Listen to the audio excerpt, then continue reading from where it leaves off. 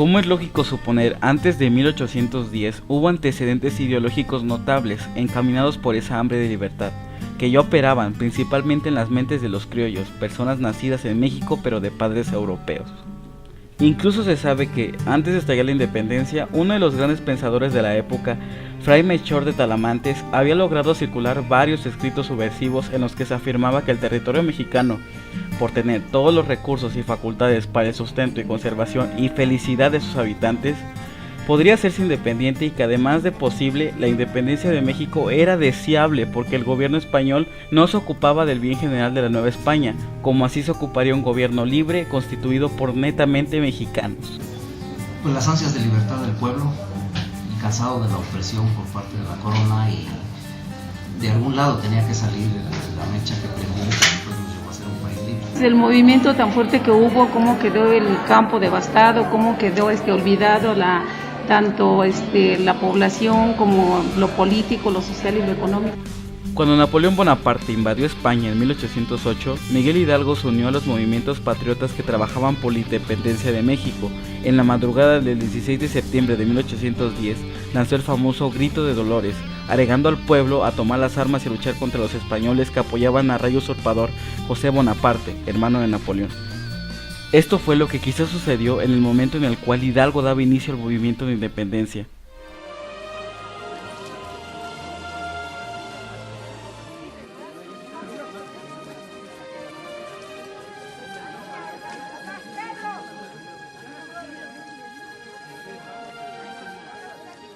Lázaro, llama a misa con repiques.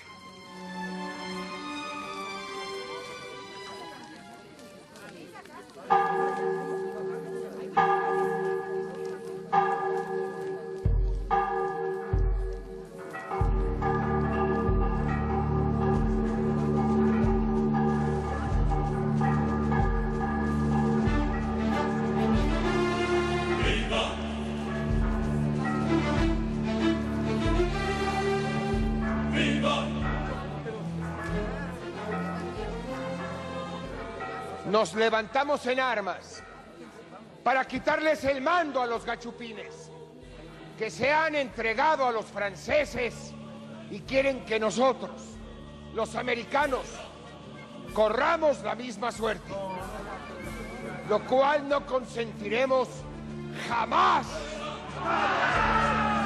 Debemos salvar nuestra santa religión de los impíos. Acabar también con los privilegios de los gachupines, que tanto daño nos han hecho. Mírense las caras hambrientas, los harapos, la triste condición en la que viven.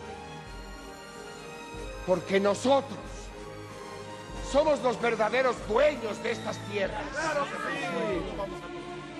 ¡Viva la independencia! ¡Viva la América! ¡Muera el mal gobierno! ¡Mueran los gachupines!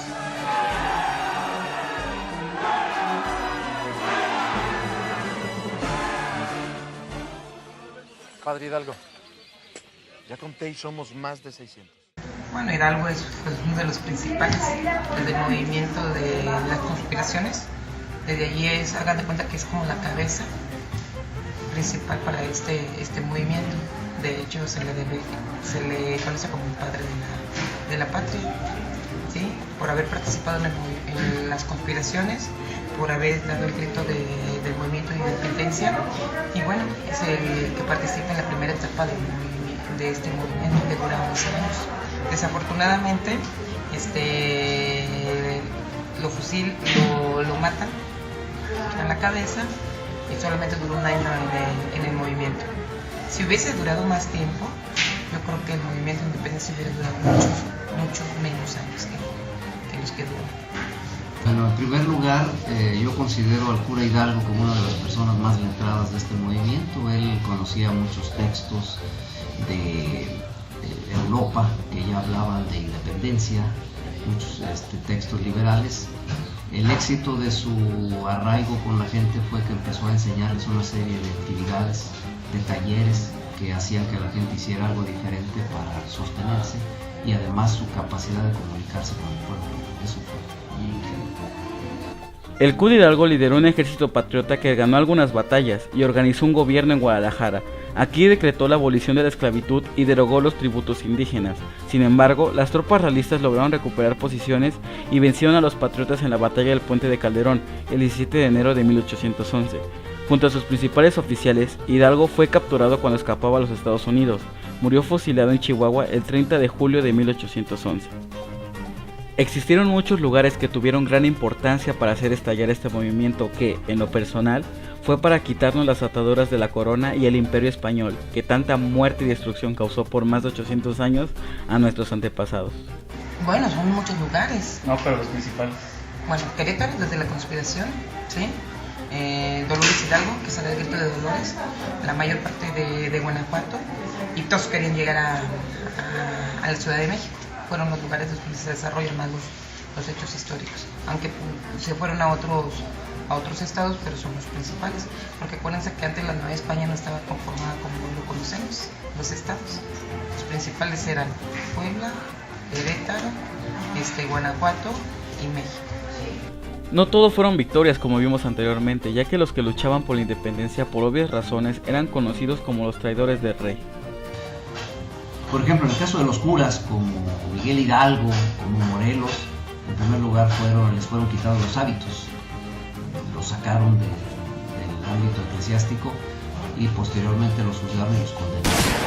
Fusilados, después cortaron sus cabezas, las exhibieron en la lóndiga de Granaditas, como una manera de manifestar la represalia que tendría todo aquel que se opusiera a la corona. A todos aquellos que se atrevieron a traicionar al rey fueron castigados de distintas maneras, una peor que la otra. Bueno, acuérdense que desde las conspiraciones, aquellos que atentaban en contra de la corona española se les consideraba traidores simplemente por no acatar lo que les establecían en sus leyes, ¿no? Y pues a los que agarraron, ¿sí?, los fusilaron, ¿sí? A las mujeres, que no está en la historia, pero a las mujeres las violaron, ¿sí?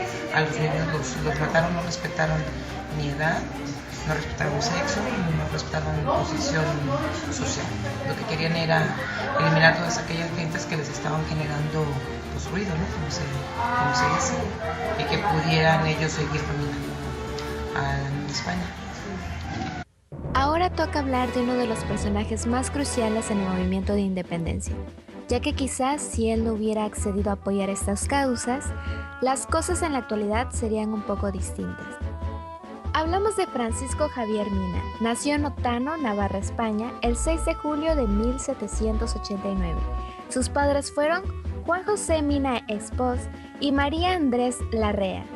Siguió estudios de latín, matemáticas y humanidades en el seminario de Pamplona.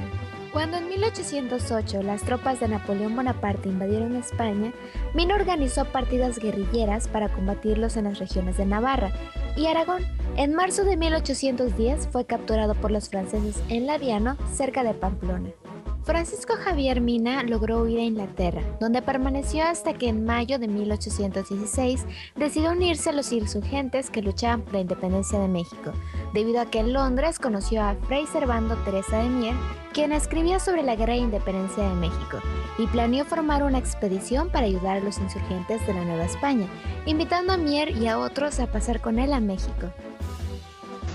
Pues Javier Mina es un español, ¿sí?, que viene precisamente de España a unirse a este movimiento insurgente y estaba en contra de la corona española, que específicamente de Fernando VII, ¿sí? Por eso fue perseguido, lo consideran como un traidor, ¿sí?, por ser español y estar en contra de los reyes españoles, de la monarquía española.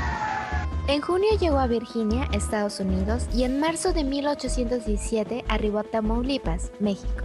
Se internó en San Luis Potosí, donde intervino en varias acciones armadas contra los realistas, como el ataque a Guanajuato. Todo lo que conocemos de la historia, pues él fue el que de alguna manera abrió los caminos para poder incidir y poder lograr una liberación. Cuando estaba refugiado en el rancho El Venadito, los realistas lo atacaron y tomaron prisionero el 27 de octubre de 1817. Fue llevado al Cerro del Borrego, donde fue fusilado el 11 de noviembre del mismo año. Por esta y muchas razones más, nuestro país es rico en historia.